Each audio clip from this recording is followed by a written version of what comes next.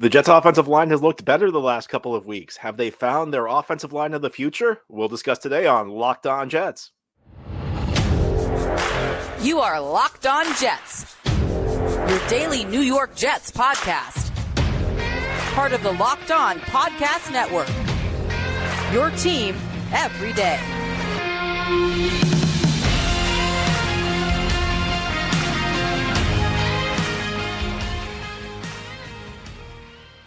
Welcome. This is the Locked On Jets podcast, part of the Locked On Podcast Network, your team every day. It's Wednesday, October 4th, 2023, and I'm your host, John B. from GangGreenNation.com. Thanking you so much for making the show your first listen or first watch every day. Subscribe to the show for free on YouTube or wherever you get your podcasts, so you'll get new episodes as soon as they're posted. If you enjoy the show and are listening on a podcast source, please give it a 5-star review. And if you're watching on YouTube, give this episode a big thumbs up. These things help us out and help other Jets fans find the show. Today we have our weekly mailbag show. Each Wednesday we try and do a mailbag with listener questions. Let's jump right in. And our first question is about the offensive line. John, I thought the Jets' offensive line looked quite a bit better this past week, despite playing a pretty explosive pass rush. Do you think we have found the long-term lineup for the offensive line? Yeah, I think there's no question about it. Since Dwayne Brown went down and went on injured reserve 2 weeks ago, you've seen a better performance by the Jets' offensive line. You know, they had to shuffle it, and it's really tough to do that. It's really tough to throw guys in spots next to guys they've never played with, because a lot of playing on the offensive line is about chemistry. It's about knowing how the guy next to you is going to deal with a pass rusher, the timing of passing a guy off from one lineman to another. And you complicate this further by the fact that the Jets have multiple guys playing out of their natural position. Joe Tippmann, who has very little experience at guard, mostly playing center, is playing guard. Elijah Vera Tucker, who did play tackle in college, but outside of 2 weeks last season, maybe I guess 3 weeks, because he did play that game where he got injured against Denver. He's been a guard for most of his NFL career. Mekhi Becton, who has a lot of experience at left tackle, played it in college, played it his rookie season with the Jets, but guy who had been training to play right tackle moves over to left tackle. I think grading them on a curve, you have to say that the things have looked pretty good. Now, I think there are some caveats there. I don't think the run blocking has been particularly stellar, and we'll get to that in a little bit later on in this podcast. I also would note, and I said this yesterday, if you're an everydayer, you've already heard this, the Jets are definitely leaving extra blockers in more frequently. The first 2 weeks of the season, when Brown was at left tackle, when Becton was at right tackle, when Vera Tucker was at right guard, the Jets left an average of 0.17 extra blockers in per snap. That's up to 0.5. So essentially, more or less, and it gets a little convoluted if you go too far, but essentially the Jets have gone from leaving an extra blocker in, say, 1 out of every 5 plays to 1 out of every 2. So Jets are definitely giving these guys more help, I think in part because there's not a lot of chemistry there. They know that they have guys out of position, but also because Zach Wilson is a little bit not capable of doing quite as much as Aaron Rodgers was. He needs a little bit more help, especially when we're talking about pass protection. So all these things are contributing to this. But that said, Elijah Vera Tucker, I think through 2 weeks at least, is holding up pretty well at right tackle. Will he be able to do that over the long run? We'll see. There's been a lot of skepticism because he doesn't have great arm length, and you can dismiss this stuff all you want. The idea behind tackles needing to have good arm length is because you're out on an island against explosive pass rushers, so you need to be able to make the first punch. You need to be able to make the first contact using your arms, but your arms need to be long enough that you're not lunging forward, because you need to be balanced. And if you're not balanced, then if you're leaning, professional pass rushers are going to be able to take advantage of that, and they'll be able to gain leverage on you. So it's an open question. Can you handle that? With Tippmann, I think part of the question is, do you want to leave him at guard? This was a guy who was drafted to be a center. So, that's an open question. Tippmann has looked pretty good at guard so far. And it's always the balance of, this was why he was drafted versus do we adjust based on the way things look right now? Because sometimes unexpected things happen. I remember when I said Tippmann was drafted, it was not a 100% guarantee that he was going to end up at center. There was always the possibility maybe he ends up at guard. He has the physical traits potentially to play tackle, although I don't think the Jets are going to go there. I think another question is Mekhi Becton, who I would have to say that of the 5 on this current line is been the weak link. I don't think he's been very good. I think he struggled at right tackle. I think if we're talking about Becton, in one sense, he's exceeded expectations because he's been able to stay on the field the first 4 weeks. And, injuries have not been an issue the way they have been the last 2 years. But the caveat is, I don't think he's been very good. I don't think he was very good at right tackle, and I don't think he was very good at left tackle. If we're looking for the guy who's been the weakest player on this line, I think it is Becton. So, there's always the question, is he shaking off the rust? Perhaps. Hopefully he gets better. I don't know that there's a clear yes or no answer to this, though, because I think a lot of it will depend on, well, first of all, the rest of the season, because we're only 4 games into a 17-game season. So we got 13 games to go. We'll see how the rest of the season plays out. We'll see whether Vera Tucker can hold up long-term at tackle. We'll see whether Tippmann continues to look pretty promising at right guard. We'll see what Becton does going forward. But I think another part of this is that you don't really know what's going to be there in the offseason. Is there going to be an opportunity to get a tackle? The perception right now, at least, is that the tackle position is pretty deep in this year's draft class. And the Jets will have their first-round pick, which was not something we were expecting. We were expecting the first-round pick to go to Green Bay because we were expecting Aaron Rodgers to play 2/3 of the snaps. And that's, if you're not familiar with the trade the Jets struck with Green Bay, it was that Green Bay would get the Jets' first-round pick if Rodgers played 2/3 of the snaps this year, and a second-round pick if he did not. Obviously, he's not going to play 2/3 of the snaps. So it's now a spot where the Jets might be able to upgrade the tackle position. So do you replace Becton? Do you look to move Vera Tucker back inside the guard? I mean, I think the cleanest answer would be find a tackle that allows Vera Tucker to move back to his natural position and Tippmann to move back to his natural position. But we don't know what's going to happen. And I think that it depends on a lot that's still out there that's unknown. I think it's very possible that the Jets just, if this works, you might just stick with it. You might not want to mess with a form that's working, especially on the right side of that line. But a lot of it depends on how the rest of the season goes. A lot of it goes back to the opportunities the Jets may get going forward. It's tough to say. It really is. So I'm sorry, that's not much of an answer. But these are the factors that I think will determine whether or not, because I don't think that there's a clear yes or no yet when we talk about this. Next question is from Cameron. Why did Hackett get away from the longer passes? It felt like after the half, the vast majority were little dump-off passes, which shortened the defense's area to cover and locked up the run game again. I think it's tough to say. Sometimes, we criticize the coaching staff for not opening up the offense, but it's just the read the quarterback makes. And sometimes, the guys further down the field aren't open. So, I do think Hackett was too conservative with his play calling in the first couple of games.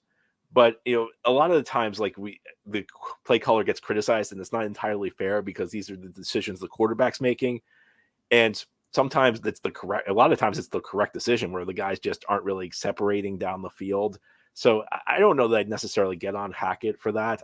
To be honest with you, I thought Hackett did a very good job, and I've been very critical of Hackett, and I think it's been fair because I think the first 3 games Hackett did not do a very good job. I can even give him a pass for week 1 because, I mean, what do you do when Rodgers goes down 4 plays into the season and you've been planning everything around him? Week 2, week 3, the game plans were not good. I think the game plan was better, though. I think that Hackett did a good job of opening things up. I would not blame him, though, for the offense's struggles in the fourth quarter.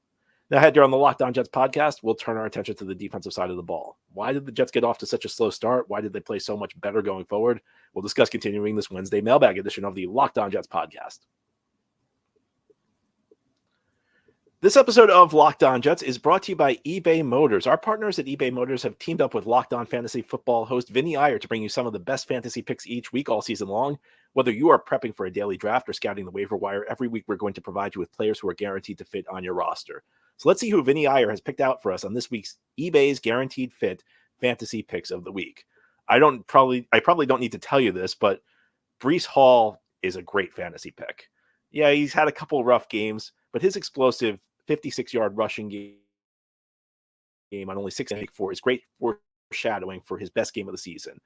When the Jets blow through Denver in Week 5, look for Hall to fly a mile high with his speed and explosiveness. The Broncos' defense is falling apart against the run, especially versus faster backs. Expect Hall to go off to help the Jets try to get a much-needed road win. And I don't need to tell you that because he'll already be on your fantasy team. We're going to talk about him a little bit later.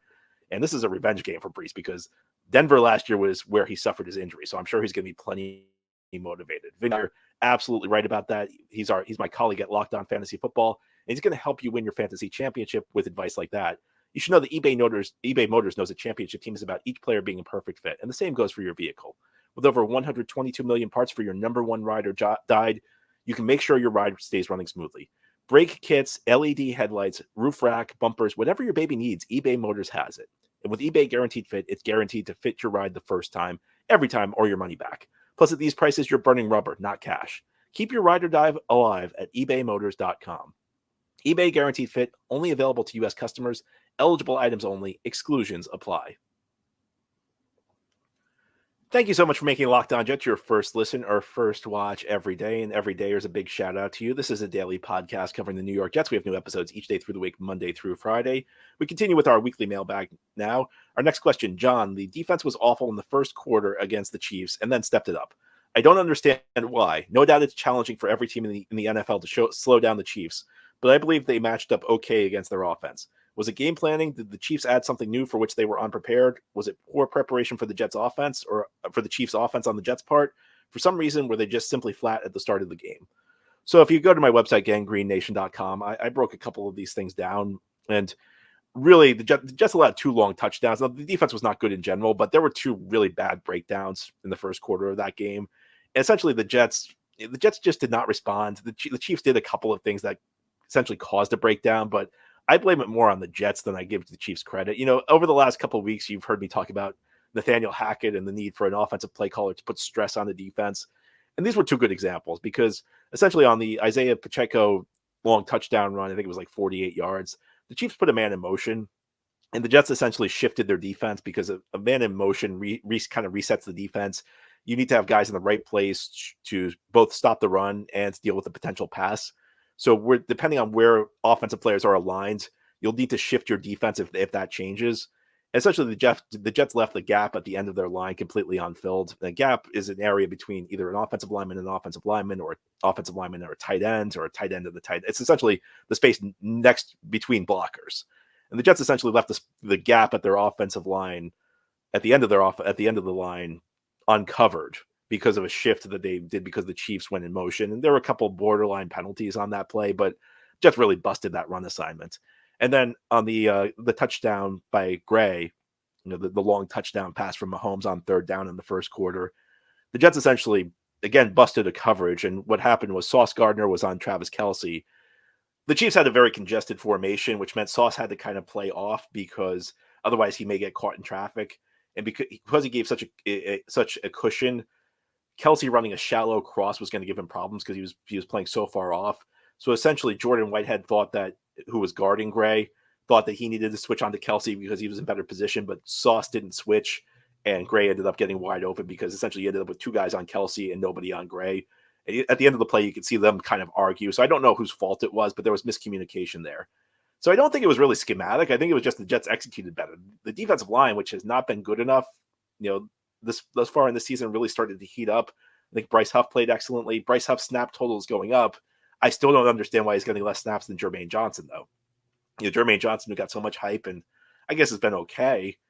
You know, he's not. Bryce Huff's the best defensive end on this team right now, in my view. So he needs to play more. He played a really good game. I just think the Jets played much better. You know, they had a couple breakdowns early, and the Jets just came out flat. I mean, even on the offensive side of the ball in that game, and they couldn't execute the timing on a jet sweep. They couldn't execute a flea flicker. I mean, a flea flicker should not end in a sack. At the very least, you know, it should just be a throwaway because nobody's open. But the Jets ended up with a sack on they just came out. They were so discombobulated when they came out. I think it was difficult to understand. So I don't know. I think that the Jets just came out flat in general. The defense did not execute well enough in the first quarter. And I think that was the issue. I don't think there was any major schematic adjustments. I just think that they came out and they didn't execute. Next question is from Pat. John, last week, Zach Wilson looked as good as we've ever seen him in the NFL. And a lot of that has to do with being more aggressive on offense and letting Zach take some chances. Next week, we play the Broncos, who have one of the worst run defenses in football. Do you think we should try and establish the run first or stay aggressive with Zach throwing on early downs? Well, I don't think we should go back to like what they did against New England, which was in the first 3 quarters of that game, they ran 10 out of 13 times on first down. Jets had a much better balance in this game. And that, I think, helped them have success because I don't care how bad your defense is. If Denver knows you're going to run the ball, they can just load the box up. They probably will be able to slow the Jets down. I think you have to stay unpredictable. And I'm not suggesting that, throwing the ball on first down is some sort of magic elixir that's going to guarantee your offense is going to have success. I think it depends on the team. I think it depends on your circumstances. The problem was with Zach Wilson at quarterback, the Jets were just way too predictable. And they did not have the offensive line's been better. The offensive line's not good enough to run the ball against, these loaded fronts, though, when everybody knows the pass is not a threat. So I think they needed to throw the ball on first down to kind of loosen the defense, to keep the defense off balance. I think that's what works for this team. Again, a team that's with a more dominant rushing attack, maybe they could do something a little bit different. But that's my view in general is just the Jets, for this Jets team to have success on offense, they need to throw the ball early. And hopefully Zach Wilson can continue to hit the reads that he's hitting and throw accurate passes the way he has. I mean, I don't think there's any other formula. The Jets need to be balanced. Other teams may not necessarily need as much balance, but I think this Jets team has shown you through the first 4 weeks that if they don't have offensive balance, if they can't throw the ball, especially on early down successfully, they're probably not going to have success. So I think they just got to keep going with what's working. Stay unpredictable. That doesn't mean throw the ball every time.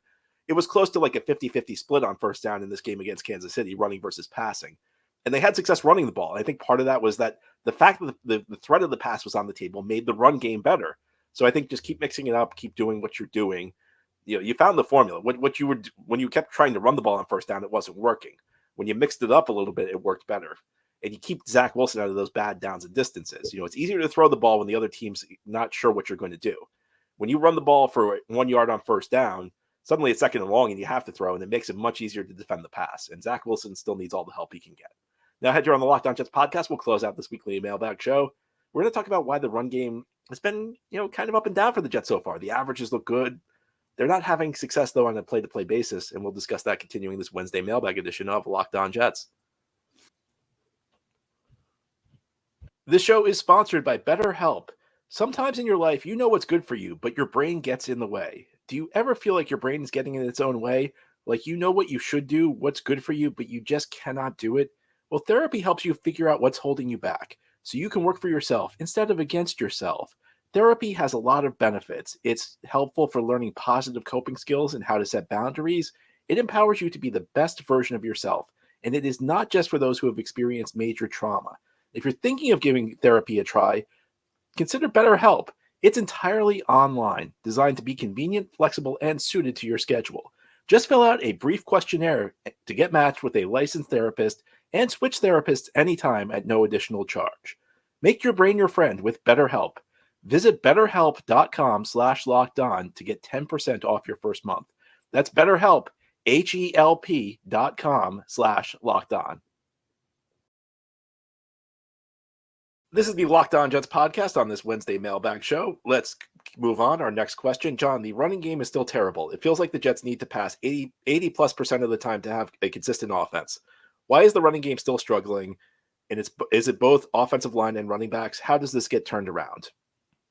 Well, yeah. So I think there are a couple things here. So if you look at like the Jets average per carry, it's pretty good. In fact, Breece Hall's averaging 6.6 yards per carry, but that's based on a lot of big runs. Yeah, so there's like kind of like two metrics you look at. First is like yards per carry. The Jets are pretty solid there because they're hitting home runs. But there's also this thing known as success rate. The website Football Outsiders came up with that over a decade ago, which unfortunately I think Football Outsiders no longer exists. But essentially, it judges you on a play-to-play basis. What's your success? Like, is the run that you're making a success? So it's something like, on 3rd and 19, if you run for 18 yards, yeah, your average, but was the play really successful? No, because you needed to pick up the first down. Whereas on 3rd and 1, if you get 2 yards, your average doesn't look very good, but it's a successful run. And the Jets are very good. The Jets are very good at yards per carry right now, but they're pretty low on success rate. I think there are a couple things. First of all, the run blocking has not been great. Even changes, I don't think it's been great. Second is, I think Breece looks pretty good. He's not going to average 6.6 yards per carry through the season. That's going to go down. But even on like some of the more mundane runs he makes, where it's like he's turning what should be a 2-yard loss into like a 3-yard gain. And I think like over 95% of his yards have come after contact. So the blocking's not doing a great job for him. I don't want to like make it out like Breece has been perfect, but I think he looks very good. I think he's going to be fine. And look, he's not going to average 6.6 yards per carry, but he's going to start grinding out those 5-6 yard runs more frequently. You're going to see less. I think you're going to see less losses, even if you don't see quite as many home runs from him. Dalvin Cook's a different story. Dalvin Cook's not reading the blocking well. I think he's missing some holes. I think he's trying to bust too many plays to the outside, which may have worked for him earlier in his career, but I think he's past the point where he's really. I hate to say it because I advocated for the signing, but I think the signing is proving to be a mistake. So I think there are a couple of things that can fix this. One is the offensive line. The more they play together, the more they will have chemistry. Earlier in the show, I said I'm not sure whether this is the offensive line of the future, but for right now, this is going to be the offensive line for the Jets. I don't think there are going to be any changes unless there's injury. So as these guys get used to playing with each other, you'll see them block better. The second is they need less carries for Dalvin Cook. And it happened again, and I guess we didn't care because the Jets offense had success. Brees was limited to 6 carries against Kansas City. They got to give Brees more carries. Second time in 3 weeks, Brees is not seeing the ball all that much. Dalvin Cook, they got to take away his carries. Try Izzy Anaconda, even try Michael Carter a little bit more.